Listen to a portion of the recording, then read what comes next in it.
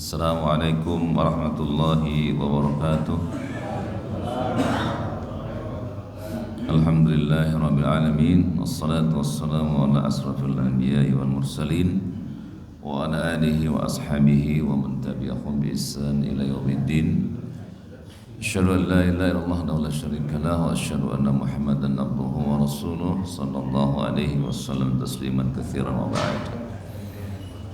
Para hadirin jamaah salat subuh Masjid Ar-Rayyan yang saya muliakan, kita berdoa kepada Allah dengan nama-namanya indah dan sifatnya yang mulia agar Allah menerima amal-amal ibadah maqbul kita dan memaafkan berbagai kekurangan-kekurangan kita sebagai hambanya di dalam beribadah kepadanya, dan kita memohon kepadanya agar Allah menjaga kita agar senantiasa istiqomah di atas ketaatan.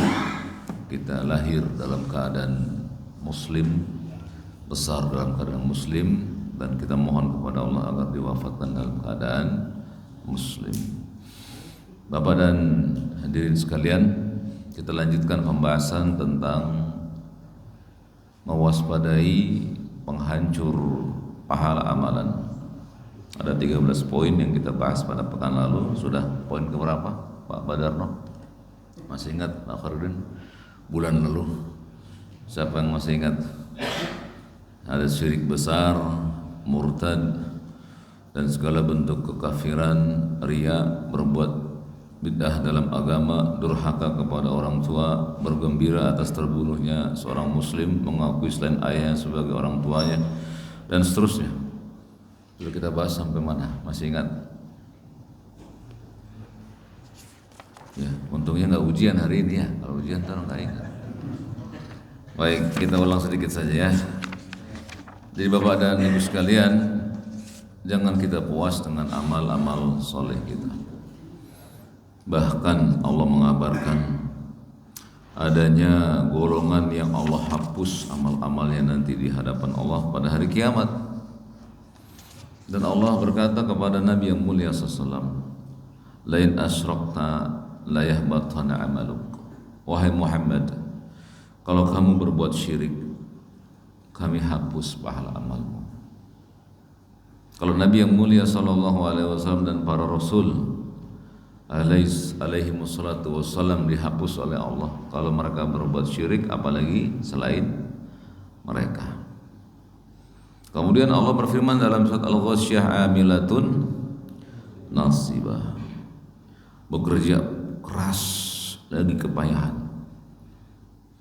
Kata Umar bin Khattab ketika beliau melewati seorang rahib pendeta, lalu beliau memanggil pendeta tersebut, "Ya rahib, wahai pendeta." Maka pendeta itu keluar dari rumahnya, lalu Umar memandangnya. Habis dilihat oleh Umar bin Khattab, Umar menangis. Maka ditanya kepada Umar, "Wahai Amirul Mukminin, kenapa engkau menangis?" Maka Umar berkata, "Zakartu qaulallahu azza wa jalla fi kitabih." Aku teringat sebuah ayat di dalam firman Allah azza wa jalla di dalam kitab sucinya, yaitu amilatun nasibah, bekerja keras lagi kepayahan. Ya. Jadi Umar menangis saat melihat seorang rahib pendeta yang bukan muslim. Karena makna amilatun nasibah itu Bapak Ibu, orang yang bekerja keras di dunia, beramal di dunia, tapi ternyata Allah mengatakan tasla naran, mereka dimasukkan oleh Allah ke dalam neraka hamiyah. Dan ini berlaku kepada siapa saja orang yang berbuat amal kebajikan di dunia. Kalau mereka tidak menjaga diri mereka dari perbuatan yang menghancurkan pahala mereka, maka di akhirat mereka masuk dalam ayat ini, amilatun nasibah, bekerja keras dari kepayahan. Maksudnya apa? Kata Ibn Katsir rahimahullah ta'ala, orang ini memikul rantai-rantai besi di kepalanya. Dan sesuai hadis Nabi SAW bahwa seorang penduduk neraka akan memikul sebuah palang besar yang diikat dengan 70.000 rantai. Setiap rantainya dipegang oleh satu malaikat yang besar. Oh, nggak bisa kalian bayangkan itu. Dan yang menunjukkan betapa beratnya siksa di dalam neraka. Dan orang yang pahalanya habis di dunia karena melakukan amalan-amalan penghancur pahala, mereka akan berat di akhirat membawa palang tersebut di tengah api yang gak pernah padam dan gak pernah dijedat oleh Allah. Saat kulit mereka hangus, Allah ganti dengan kulit yang baru, dan setiap kulit yang baru itu mengganti kulit yang lama. Kepedihannya ditambah oleh Allah. Makanya sebagian penghuni neraka berkata kepada malaikat yang menjaga api neraka. Malaikat siapa? Bukan Zabaniyah. Jadi maka Zabaniyah kerjanya mukulin penduduk neraka. Udah. Berhenti wahai Zabaniyah. Terus aja Pak, pukulin.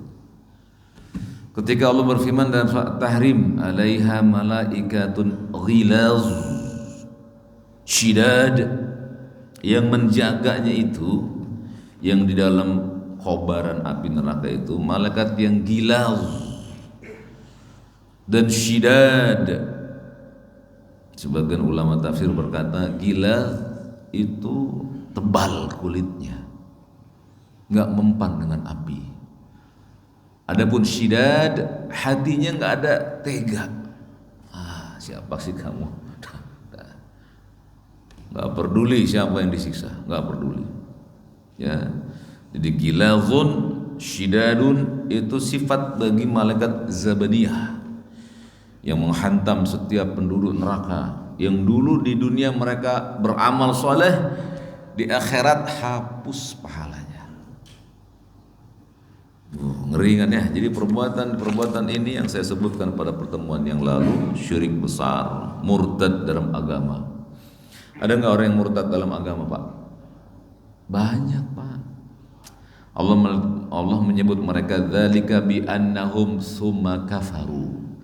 Mereka itu orang-orang yang awalnya beriman lalu kufur kepada Allah, membalikan agama mereka dari Islam kepada selainnya. Karena apa? Dunia. Ya, laki-laki muslim karena belum menikah sudah lama, kemudian nggak kuat, nggak ngikutin sunnah Nabi berpuasa karena bujangan, lalu dia menikahi perempuan ahlul kitab. Bukannya perempuan itu yang masuk ke dalam agama suaminya yang berpindah agama. Namanya apa? Murtad. Atau sebaliknya, wanita muslimah menunggu jodohnya belum datang, karena nggak sabar dia melihat laki-laki kafirah atau non muslim, ditawarin menikah dan lain-lain, maka berpindahlah agama muslimah ini kepada agama yang baru, murtad juga. Dan ini semuanya menghapus pahala amal pelakunya. Baik, kita masuk ke dalam riya dan sum'ah. Sudah pernah saya bahas riya dan sum'ah itu. Riya itu, Pak, kata Nabi yang mulia sallallahu alaihi wasallam, an yakuma rajul, seorang laki-laki berdiri yusalli, dia salat, lalu dia perbagus salatnya karena ada orang yang melihat salatnya. Jadi ada seorang laki-laki berdiri untuk salat, kalau nggak ada yang ngelihat dia biasa saja. Begitu ada yang lihat,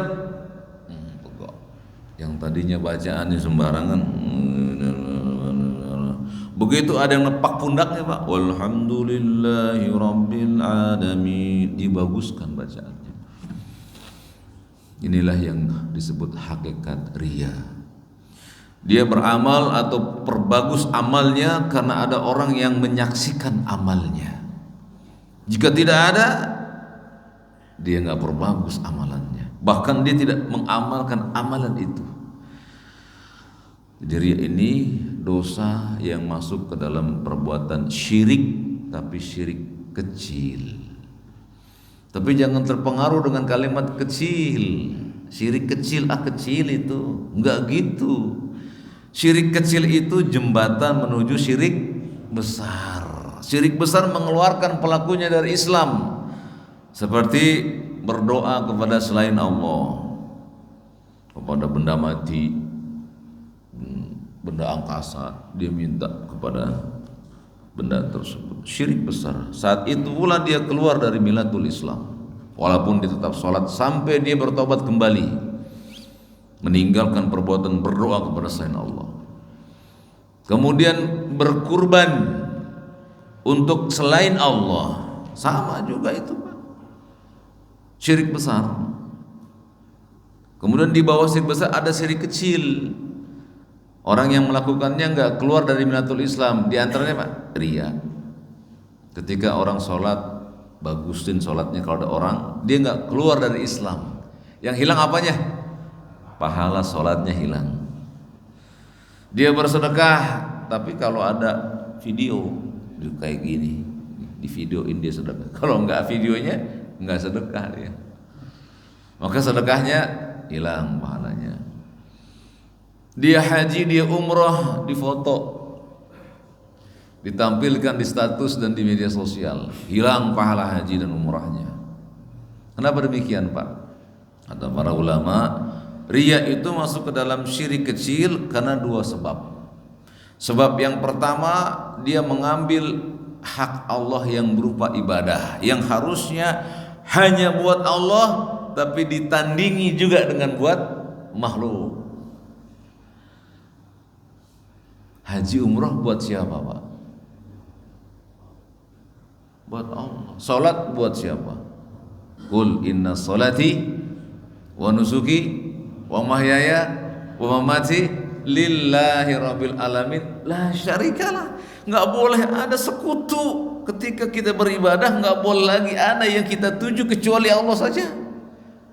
Dia mengambil hak ibadah itu, diambil. Makanya disebut syirik. Punya Allah diambil. Yang kedua, kenapa riya disebut syirik kecil? Karena segala puji milik siapa? Alhamdulillahi Rabbil.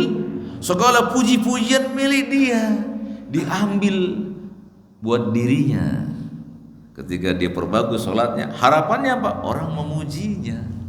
Yang punya Allah diambil buat dirinya.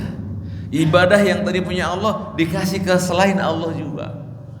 Makanya riya termasuk syirik, karena mengambil hak Allah buat dirinya dan buat orang lain.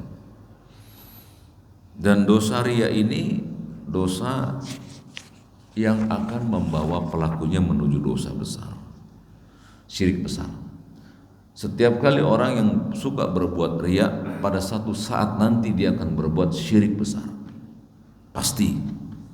Kenapa demikian? Yang kalau Allah saja pemilik ibadah, dia palingkan ibadahnya, ya, dia tidak beribadah kepada Allah kecuali karena ada yang menyaksikannya. Jadi benar-benar orang yang riya itu awalnya dia hanya cari pujian makhluk. Selesai setelah itu dia akan tinggalkan ibadah sama sekali. Enggak ada ibadah baginya. Kenapa? Enggak ada yang memujinya. Sehingga tatkala dia meninggalkan ibadah, masuklah dia ke tempat yang dia kentuk pintunya, syirkul akbar. Dia enggak percaya lagi dengan ibadah, dia enggak butuh lagi dengan ibadah, enggak butuh dengan ibadah. Padahal Rabbuna berfirman, ya bani Adam, wahai anak Adam, tafarrakh li ibadati, luangkan waktumu untuk beribadah kepadaku. Amla sadraka ghinan, aku akan berikan dadamu kekayaan. Wa asudda faqrak, aku tutupi kemiskinanmu. Oh, lihat. Tapi kata Allah, wa illa taf'al, kalau kau enggak beribadah, malatu yadaka syuglan, aku letihkan kedua tanganmu. Walam asudda faqrak, aku enggak penuhi kebutuhanmu. Dia orang yang malas ibadah, Pak. Awalnya riya, lama-lama kufur. Kenapa? Aku enggak diberikan apa-apa sama Allah. Kufur dia. Padahal napas dikasih atau tidak? Napas gratis, air gratis. Ini gratis nggak Pak? Gratis kan? Buat saya gratis, buat antum juga gratis. Airnya kan banyak di mana-mana. Dikasih oleh Allah itu. Tapi orang yang berbuat syirik kecil lama-lama pasti berbuat syirik besar. Ya Allah, aku sudah berdoa kepadamu tapi nggak kau kabulkan. Lihat coba. Lama-lama ditinggalkan doa. Apa kata Allah? Innal ladzina yastakbiruna an ibadati sayadkhuluna jahannama dakhirin. Orang-orang yang menyombongkan diri dari enggak berdoa kepadaku, aku akan masukkan ke dalam neraka dengan wajah yang hina. Kenapa? Di dunianya udah minta kepada selain Allah, nggak minta lagi sama. Kenapa? Doanya nggak dikabul oleh Allah. Bagaimana doanya dikabul? Setiap ibadahnya diiringi dengan riya. Dan yang kebanyakan juga menimpa para dai, Pak. Ustadz, kiai, ulama. Itu kalau di YouTube-nya nggak ada jempol, Pak, segen dakwah. Atau ukuran kebenarannya jempol, subscribe. Ini termasuk perbuatan ingin dipuji. Jadi jauhi perbuatan ini karena menghancurkan pahala. Kata Allah Jalla wa'ala, ketika nanti Allah mengadili orang-orang yang riya. Kata Nabi yang mulia hadis qudsi, saat Allah mengumpulkan pelaku riya nanti di akhirah, di hadapannya Allah berfirman kepada orang-orang yang riya, idhabu ilal ladzina yura'un. Datangi itu orang-orang yang dulu kamu di dunia tampakkan riakmu dan mintalah balasan kepadanya. Bisa atau tidak? Gak bakal bisa manusia ngasih pahala. Bayangkan, itu orang bingung, saya suruh minta sama fulan aja lagi bingung. Berhadapan dengan Allah itu semua raja-raja dunia tunduk, Pak. Kata Allah, aina malak, mana raja-raja dunia yang sombong itu?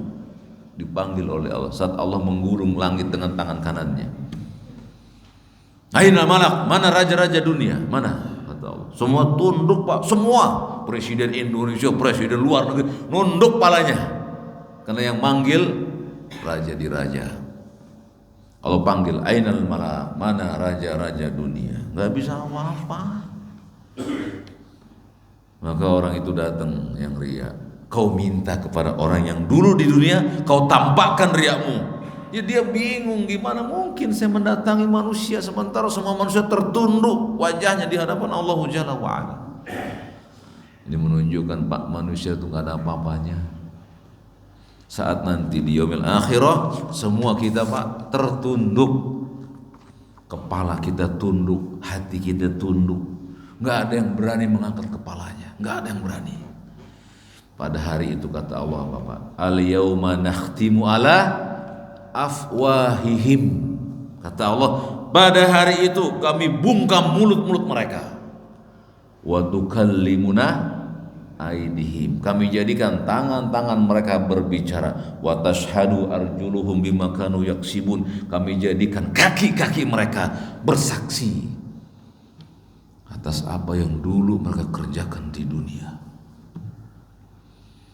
Mulutnya dibungkam, nggak bisa bohong lagi. Kalau sekarang antum berdusta, saya berdusta, siapa yang tahu? Di hadapan Allah dibungkam mulut kita, tangan kita berbicara, kaki kita berbicara. Lalu datang makhluk Allah yang besar, yang bernama Ardun. Apa itu?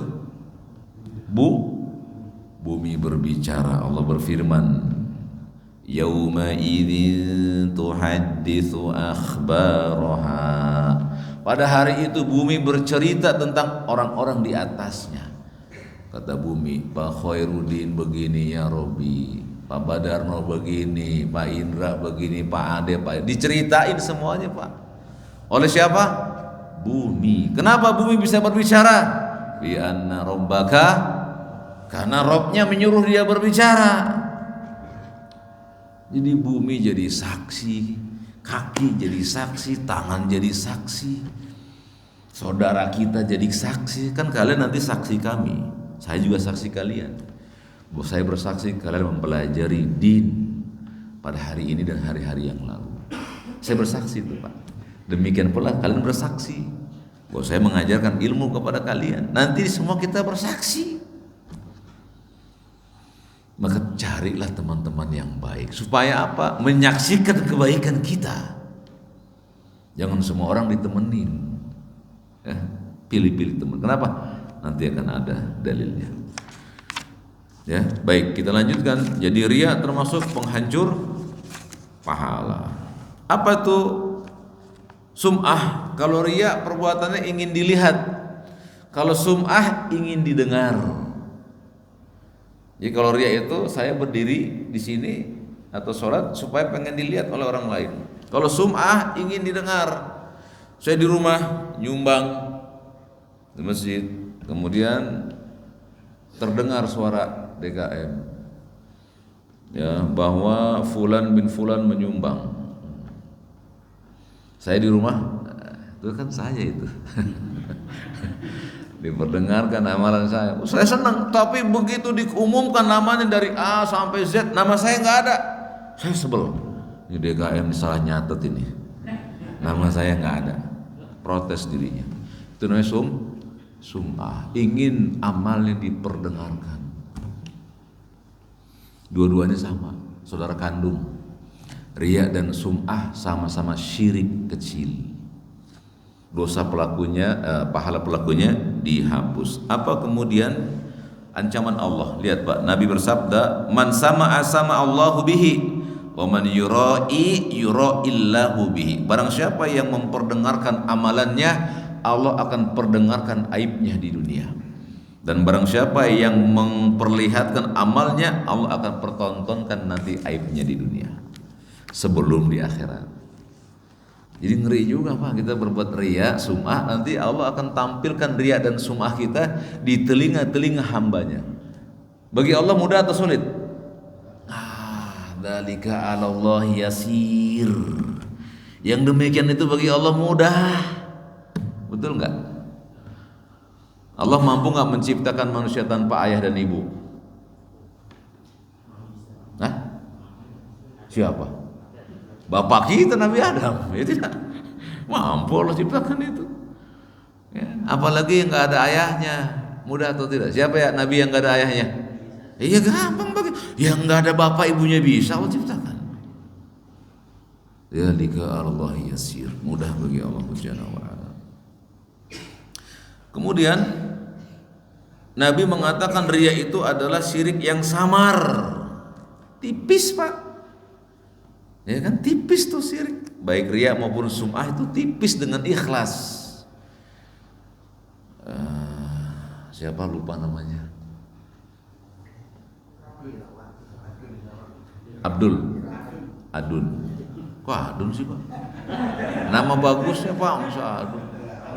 Panggilannya. Nama aslinya? Irawan. Bang Irawan itu namanya bagus Irawan Pak. Jadi syiriknya samar. Adun itu Pak ngasih seseorang, antum mau minum Pak? Mau. Ikhlas enggak? Ikhlas saya. Kan seringnya kita begitu Pak. Kita dipaksa supaya ikhlas. Ikhlas nggak nih? Ikhlas. Susah kita bilang nggak ikhlas, nggak boleh. Bilang ikhlas hatinya yang dilihat kan susah. Samar atau enggak? Samar itu ikhlas dengan syirik. Betul kan Pak? Ikhlas nggak Ustaz? Ya kalau saya bilang nggak ikhlas, antum nggak menerima. Dibilang ikhlas, saya bingung. Ikhlas apa enggak? Itu dia Pak. Maka disebut oleh Nabi syirkul khafi, syirik yang tipis. Samar antara syirik dengan ikhlas itu tipis Pak. Dalam surat Al-Insan ayat 9, Allah mengibaratkan orang ikhlas itu apa Pak? Orang yang ikhlas itu kata Allah, orang yang memberi makan itu ma uridu minkum jazaan wa syukuron. Kami enggak minta kepadamu balasan dan ucapan terima kasih. Itu sifat yang melekat pada seorang yang mukhlis. Jadi kalau bapak ngasih sesuatu ke istri, ke anak, ke tetangga, orang itu enggak ngucapin terima kasih, biarin. Bahkan kalau bapak memberikan orang lain karena menunggu ucapan itu, laisa ikhlas, bukan ikhlas itu. Itu namanya riya justru. Kata Pak Pujo, saya mau ngasih Pak siapa ya? Pak Iman. Pak Iman, ini saya ada makanan. Wah, makasih Pak Pujo. Sama-sama. Kasih lagi yang kedua besok. Pak Iman, saya ada lagi makanan. Makasih Pak Pujo. Yang ketiga, Pak Iman, saya punya barang nih. Karena Pak Iman lagi pusing malahnya, nggak sempat ngucapin terima kasih. Pulang Pak Pujo ngomong sama istrinya, besok jangan kita kasih lagi Pak Iman.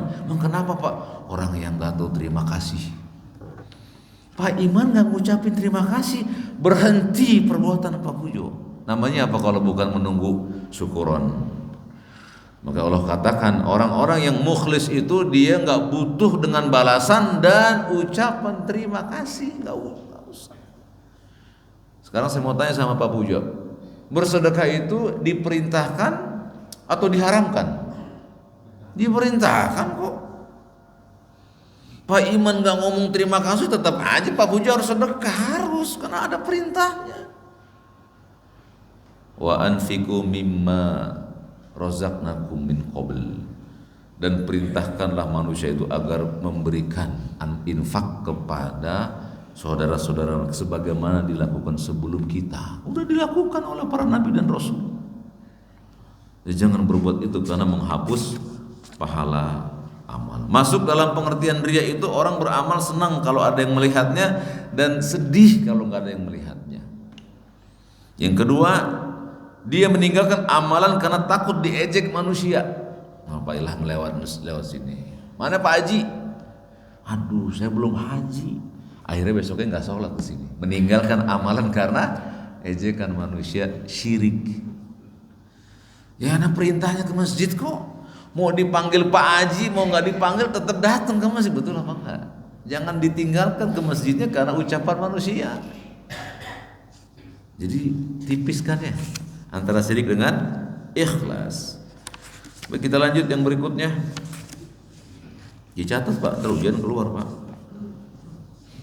Mengakui selain ayahnya sebagai orang tuanya.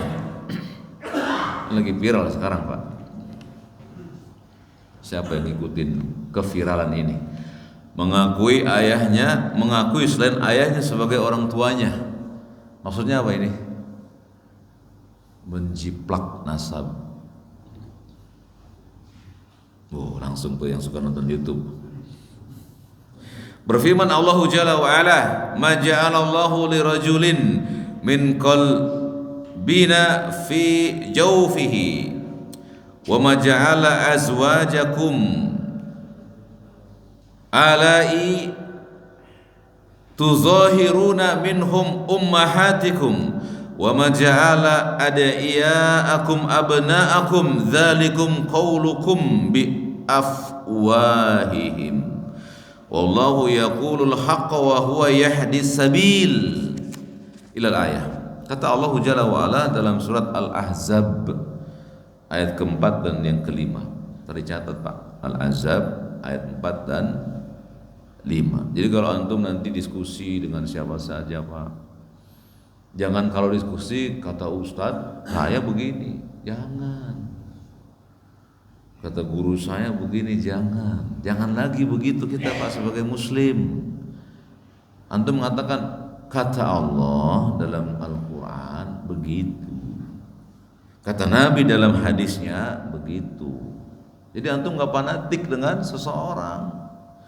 Kalau bertahun-tahun kita mengaji, kalau ditanya kata ustaz saya begini, berantem nanti ustaznya, coba aja. Iya kan? Nanti orang ngomong, itu kan ustaz ente, kalau ustaz aneh kagak. Nah begitu jadinya. Bilang Allah berfirman dalam Al-Ahzab ayat 4 dan 5, Nabi bersabda dalam hadisnya. Turunkan riwayatnya, Bukhari, Muslim, turunkan itu. Kata Allah Jalla wa Ala, Allah tidak menjadikan bagi seseorang dua hati dalam rongganya.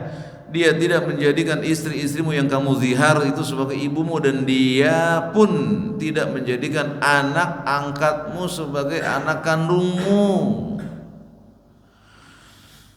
Yang demikian itu hanya perkataan di mulutmu saja. Allah mengatakan sesuatu yang benar dan dia menunjukkan jalan yang benar. Panggillah anak angkat itu dengan nama bapak-bapak mereka. Kalau saya nih Pak, ya nggak punya anak, saya ngambil ke rumah sakit Irawan dari kecil, ya kan? Kan banyak tuh kejadian anak angkat. Lalu saya bikin kakak dong, namanya saya warga. Saya namain dia Irawan bin Abdul Aziz. Nama saya Abdul Aziz. Dengan keyakinan dia anak saya, orang saya yang mungut, saya yang besarin. Saya nikahkan juga. Ditanya walinya siapa? Saya Abdul Aziz. Walaupun nanti nikah dia nggak pakai wali ya. Maksudnya siapa wali? Orang tuanya dia, Abdul Aziz. Maka saya kena ayat ini. Ya, dosanya besar. Mengaku anak yang bukan anak kandungnya, atau dibalik mengaku ayah yang bukan ayah kandungnya. Menjiplak nasab namanya. Kenapa saya nggak sebut saja dia anak fulan Abdullah? Kalau di kakak ada RT di sini. Di kakak itu ada kolom pak, nama orang tuanya, yang kandung maksudnya. Tulis namanya Abdullah. Kalau nggak tahu, baru nanti keterangannya saya ini bapak angkat. Nah masih mending kalau saya mau ambil anaknya laki-laki. Kalau saya ngambil anak perempuan, dari kecil saya adopsi anak perempuan, saya masukin dalam kakak saya. Namanya misalnya Aminah binti Abdul Aziz. Lalu ketika nikah saya walinya. Sepakat para ulama nikahnya rusak, batal, nggak ada walinya. Kalau nikah nggak ada wali perempuan halal atau haram? Haram, batal, maka si anak berzina selama-lamanya. Hukuman bagi mengaku ayah yang bukan ayahnya, mengaku anak yang bukan anaknya. Jadi nggak boleh pak kita mengambil anak itu lalu kita panggil dia dengan nama kita, nggak boleh. Panggil nama bapaknya. Misalnya Irawan nama bapaknya Abdullah, saya panggil Irawan sini, Irawan diam, Irawan ibnu Abdullah, ya, misalnya dia ingin dipanggil nama bapaknya, silakan, harus begitu kok. Allah berfirman dalam surat Al-Ahzab ini. Kemudian Nabi SAW bersabda, barang siapa, ini hadis sahih riwayat Muslim pak, nomor 467. Manidda'a ila ghairi abihi, barang siapa yang mengaku ayah kepada selain ayahnya atau bersandar kepada yang bukan ahlinya, lihat kata Nabi, fa'alaihi laknatullah, maka bagi orang tersebut laknat Allah wal malaikatihi wan nasi ajmain.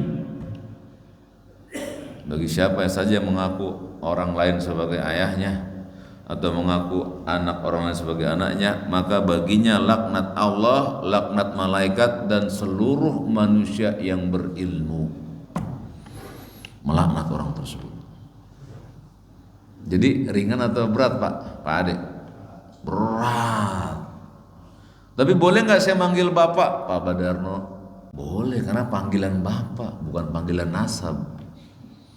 Pak Ilham, Pak Pujo itu panggilan saya. Atau saya manggil sini nak, nah bukan anak saya, sini nak, panggilan aja nak Pak. Tapi kalau dinasabkan nggak boleh, apalagi bikin nasab palsu nggak boleh juga, karena membuat kepalsuan dalam Islam namanya dusta.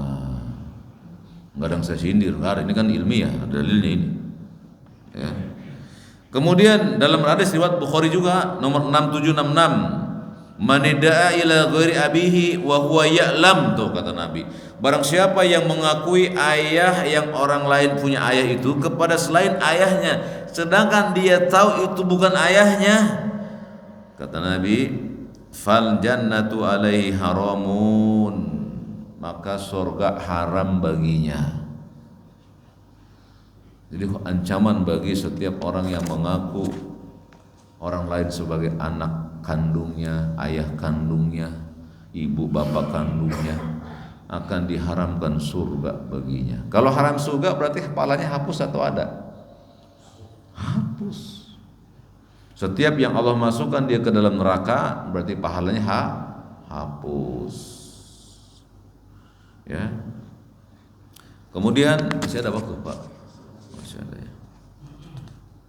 Bersumpah dengan nama Allah bahwa Allah tidak akan mengampuni dosa seseorang. Ini namanya larangan berbicara tentang Allah tanpa ilmu. Ini juga sama Pak, sama dengan yang tadi.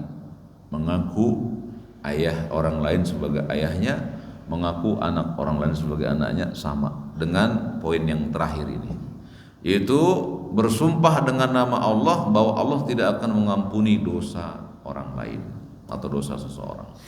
Ini disebut dalam surat Al-A'raf ayat 33. Catat Pak dalilnya, Al-A'raf 33. Itu larangan berbicara tentang Allah tanpa ilmu.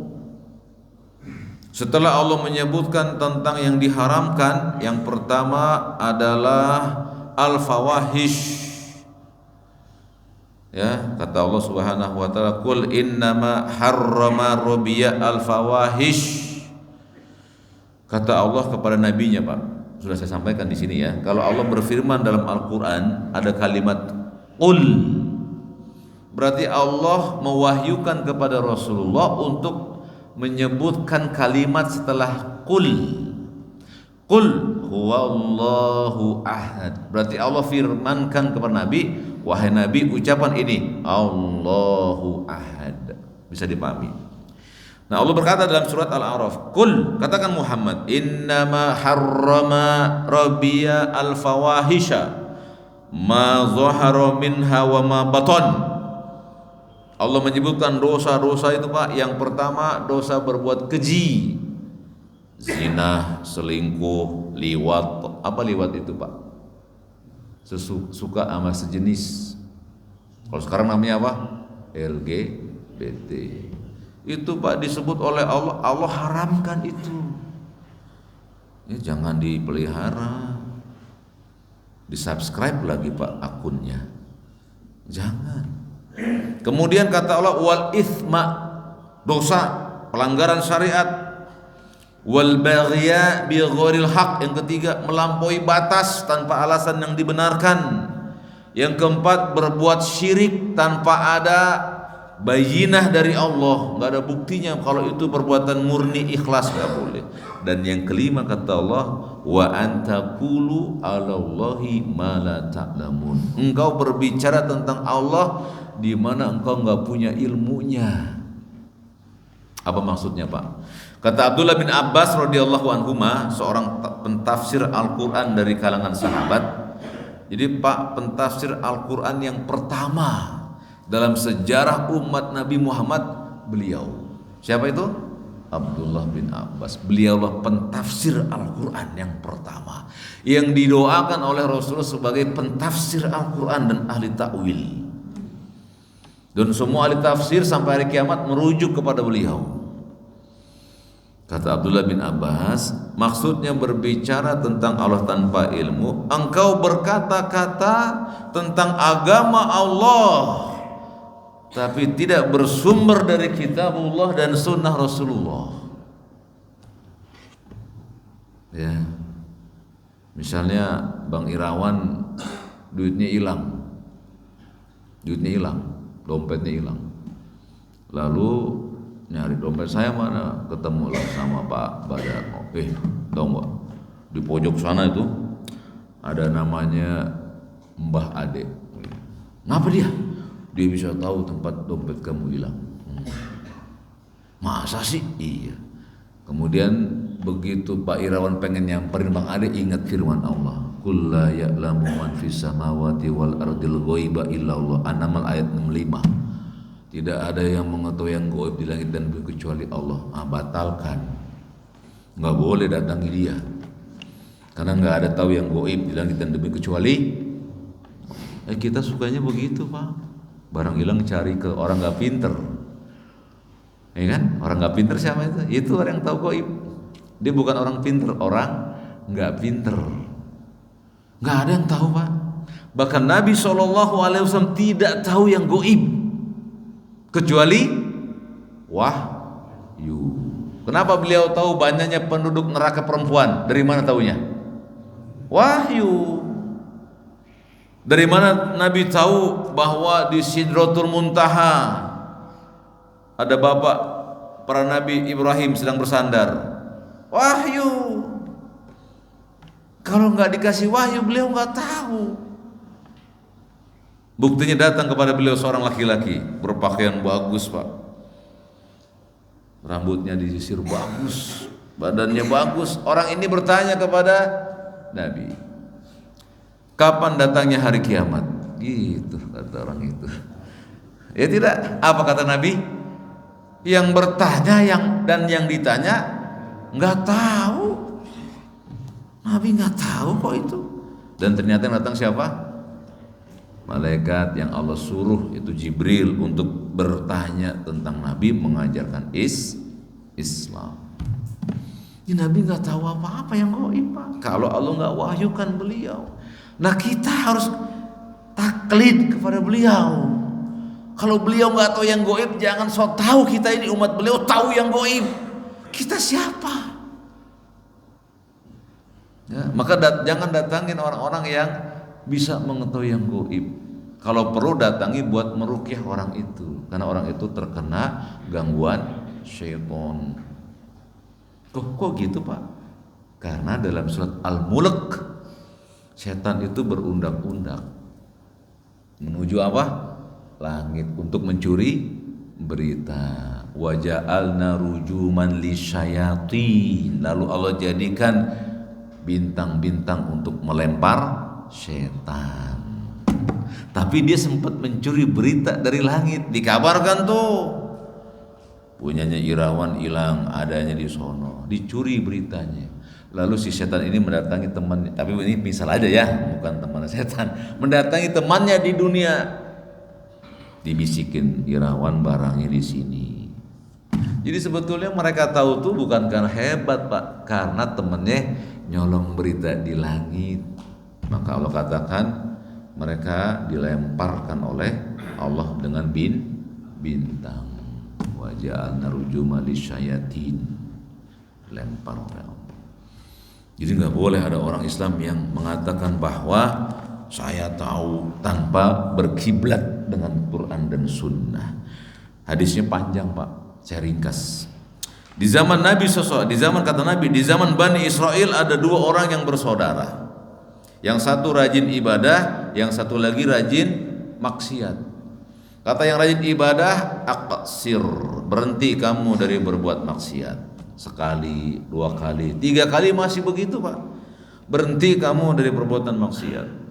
Akhirnya kata saudaranya yang gemar bermaksiat, dia berkata, khalini wa rabbi, tinggalkan aku bersama Tuhanku saja, udah nggak usah pusing kamu. Apakah kamu itu diciptakan untuk mengawasi aku? Ada nggak orang kalau dinasihatin begini, Pak? Pak, itu sholatnya salah. Wah, udah masing-masing aja. Sama seperti ini. Dia dinasihati, tapi kalau tinggalkan saya bersama Tuhan saya. Emangnya kamu dulu diciptakan buat ngawasin saya? Jangan, kita Muslim nggak boleh begitu, Pak. Kalau ada yang nasihatin kita terima nasihatnya. Siapa saja. Ya, kata orang ini, biarkan aku bersama Tuhanku. Apakah kamu diutus untuk mengawasi aku? Maka berkata sang saudaranya yang rajin ibadah, apa kata dia, Pak? Wallahi, demi Allah, bersumpah dia, demi Allah, Allah tidak akan mengampuni dosamu dan Allah tidak akan memasukkan kamu ke dalam surga. Siapa yang ngomong ini, Pak? Yang rajin ibadah atau rajin maksiat? Yang rajin ibadah, Pak, ngomong. Demi Allah, kamu nggak akan diampuni dosanya oleh Allah dan Allah nggak akan masukkan kamu ke dalam surga. Maka kemudian kata Nabi yang mulia, keduanya diwafatkan oleh Allah. Faqabadhu arwahahuma faztama'a inda rabbil alamin. Kemudian dikumpulkan nanti di yaumil akhir di hadapan Allah. Faqal, Allah berfirman kepada keduanya.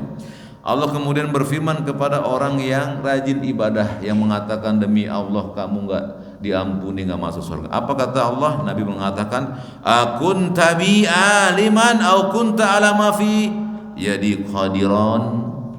Apakah kamu lebih tahu dari aku dan kamu mampu melakukan apa yang aku memiliki kekuasaan atasnya? Maka Allah kemudian berfirman kepada orang yang tadi bersumpah, pergi kamu ke neraka. Lalu Allah berpaling ke satu orang yang tadi suka berbuat maksiat. Kata Allah, idhabu ilal jannah masuklah kamu ke dalam surga birahmati, dengan rahmatku. Kata Abu Hurairah yang meriwayatkan hadis ini, kata Abu Hurairah, qala Abu Hurairah, walladzi nafsi biyadihi, demi zat yang jiwaku berada di tangannya, latakallama bikalimatin au baqqat dunyahu wa akhiratuhu. Orang ini sungguh sangat disayangkan. Dia berbicara dengan suatu kalimat yang merugikan dunia dan akhiratnya, yaitu berbicara tentang Allah tanpa ilmu. Dia mendahului Allah. Allah nggak pernah Pak nggak ngampunin hamba-hambanya, betul tidak? Tapi orang ini mengatakan demi Allah, Allah nggak ampunin kamu. Bahkan Allah mengatakan pergi kau ke neraka dan engkau pergi ke surga dengan rahmat. Hadis ini bukan berarti Pak kita bakal masuk neraka karena rajin ibadah, bukan. Hadis ini bercerita orang yang ahli ibadah nggak mengamalkan ilmu, atau dia berucap tanpa ilmu. Dia mengatakan Allah nggak mengampuni kamu. Dari mana dia tahu? Sementara Allah mengatakan innallaha la yaghfiru an yushraka bih wa yaghfiru ma duna dzalika liman yasha. An-Nisa 48. Sesungguhnya Allah enggak mengampuni sebelum tobatnya dosa kesyirikan, dan Allah ampuni dosa di bawah kesyirikan. Allah ampuni kok. Sejahat-jahatnya makhluk, bahkan kata para ulama sepakat, sekalipun makhluk berbuat syirik besar, namun sebelum ajal datang padanya dia bertobat, Allah ampuni dosa si makhluk tersebut selama bertobat. Innallaha yuhibbut tawwabin. Allah mencintai pertobatan. Ada orang mengatakan Allah nggak terima tobat kamu, berarti dia mendahului Allah? Tidak. Makanya Allah larang dalam surat Al-Hujurat ayat yang pertama. Surat Al-Hujurat ayat yang pertama. Apa bacanya Pak? Untuk ingat-ingat. Ya ayyuhalladzina amanu la tuqaddimu baina yadayillahi wa rasulihi. Wahai orang beriman, jangan kamu mendahului Allah dan Rasulnya. Wattaqullah, kata Allah, takut kamu kepada Allah kalau kamu berbuat itu. Innallaha sami'un alim. Sesungguhnya Allah Maha mendengar hatimu dan Allah tahu hatimu. Jadi jangan berbicara tentang apa saja Pak, tentang pahala dosa, surga neraka, halal haram, gaib nampak, tentang agama Islam, tentang Allah, tentang nama-namanya, sifat-sifatnya. Ya, nggak boleh berbicara tentang Allah tanpa ilmu, namanya mendahului Allah. Sama mengatakan kalau saya berselisih dengan Pak Iman, wah Pak Iman gitu, kamu nih payah, nggak masuk surga kamu. Nah, siapa saya ini Pak? Berani-berani saya mengatakan nggak masuk surga kamu. Terjadi nggak di tengah-tengah kaum muslimin yang seperti ini Pak? Terjadi Pak. Saking bencinya kepada temannya sampai digituin, kamu nggak bakal masuk surga. Juga nggak boleh berbicara tentang Allah tanpa ilmu. Saya udah ngaplingin tempat di neraka, nggak boleh. Ada nggak yang ngomong gitu Pak? Udah saya kaplingin di neraka. Saya minta kapling neraka satu. Naudzubillah, tsumma naudzubillah. Kalau yang mengucapkan orang kafir wajar, yang ngucapin muslim Pak. Atau saya bolak-balik surga dunia, batil ucapannya. Atau saya sholat di dua tempat, satu di Ar-Royan, satu di Al-Ikhlas, batil ucapannya. Nggak ada dalam Al-Quran dan Sunnah Nabi-nya, nggak ada itu. Jadi kepala kita jangan diisi dengan mistik, tahu mistik, khurafat. Jangan. Kita punya Quran dan Sunnah, baca itu Pak. Islam itu agama yang sangat logis. Kalau nggak logis, kepala kita yang nggak sanggup mencerna Islam, betul tidak? Bagaimana Pak Ade Nabi bisa membelah bulan? Bagaimana caranya? Mukjizat Pak. Nggak bisa Nabi itu sengaja besoknya belah-belah lagi, nggak bisa. Mukjizat karomah nggak bisa dipelajari, nggak ada sekolahannya. Nggak bisa ditampakkan begitu saja, nggak bisa. Itu murni datang dari Allah Jalla wa'ala untuk membantu dakwah para nabi dan orang-orang soleh. Nggak bisa ditampakkan, nggak bisa. Saya angkat-angkat ini Pak, nggak bisa. Barang siapa yang mampu mengangkat gelas ini Pak, di halayak ramai, kemungkinan cuma dua. Yang pertama dia nabi, yang kedua tukang sihir. Kalau nabi mustahil dong, la nabiyya ba'di. Tinggal satu, siapa? Tukang sihir. Selesai, khalas sudah. Dan yang terakhir, demikian pula terkait dengan berbicara tentang Allah tanpa ilmu. Kalau antum sakit, Pak, kalian sakit apa saja, kalian ditawarin seorang penyembuh atau dikabarkan ada penyembuh yang mampu menyembuhkan penyakit, maka ukurlah orang itu dengan dua perkara. Yang pertama, orang itu menyembuhkan dengan riset ilmiah. Yang kedua, kalau nggak ada riset ilmiahnya, ada wahyunya. Bisa? Jadi ingat riset dan wahyu. Contoh, Pak Ade sakit, Pak. Saya dikenal sebagai penyembuh. Lalu Pak Ade sakit, kepalanya pusing. Udah minum Panadol 10 nggak hilang-hilang. Kenapa 10? Antibiotik biasa 10, Pak. Datang ke saya. Sakit apa, Pak Ade? Saya sakit, kepala saya pusing. Sini saya jilat, pasti sembuh. Ada, Pak, di Cipete, Pak. Ya kan? Ada. Sini saya jilat, sembuh. Karena menjilat itu di sisi saya sebagai penyembuh, timbang dengan dua perkara. Ada risetnya tidak? Bahwa lidah itu bisa menyembuhkan penyakit. Cari jurnalnya itu, Pak, di YouTube atau di Google. Cari. Nggak ada, tolak. Tinggal satu apa? Wahyu. Ada wahyunya tidak?